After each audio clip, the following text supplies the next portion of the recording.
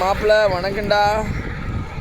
மாப்பிள்ள சொந்தமாக வண்டி எடுத்த மாப்பிள்ள பார்த்தீங்கன்னா ஒரு 4 வருஷம் டியூ போட்ட மாப்பிள்ள. அப்படி போராடி ஒரு 3 வருஷம் கட்டி முடிச்சு மாப்பிள்ள. ஆனால் இன்னும் 1 வருஷம் இருக்குதுன்னு மாப்பிள்ள. அப்படியே டியூ ஓட்ட முடியாமல் போச்சு மாப்பிள்ள. எப்படி நம்ம சுற்றி இருக்கிறவங்களுக்கு தெரிஞ்சு போச்சு மாப்பிள்ள. ஒரு 2 மாதமாக டியூ ஓட்டலின்னு மாப்பிள்ள. அவனுக்கெல்லாம் நமக்கு ஐடியா சொல்கிறாங்க. என்ன சொன்னாங்க தெரியுமா? எதுக்கு மாப்பிள்ள அதை வச்சுக்கிட்டு அதை கொண்டு போய் கொடுத்துட்டு விற்று போட்டு பசங்க வண்டி ஏறி அப்படின்னு சொல்கிறாங்க மாப்பிள்ள.